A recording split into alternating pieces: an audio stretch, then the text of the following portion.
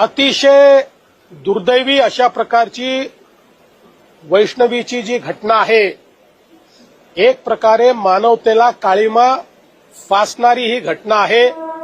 त्यातल्या आरोपींना अटक करण्यात आलेली आहे, पण वैष्णवीचं बाळ हे आपल्याकडे ठेवण्याचा आरोपींचा जो प्रयत्न होता, मी स्वतः सीपी पिंपरी चिंचवड यांना सांगितलं की पोलिसांनी हस्तक्षेप केला पाहिजे आणि बाळ सुखरूप राहिलं पाहिजे।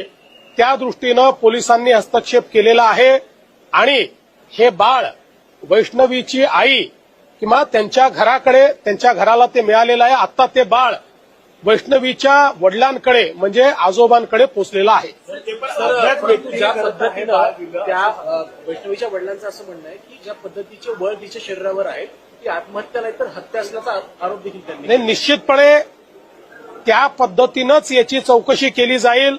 हे सगळे जे वळ आहेत, याच्या पाठीमागचं जे काही ऑडिओ क्लिप आहे, याच्या पाठीमागचं जे संभाषण आहे, वैष्णवीच्या माहेरच्या घरच्यांच्या जे माहिती आहे, या सगळ्या गोष्टीवर आधारित ही या ठिकाणी चौकशी केलीच जाईल।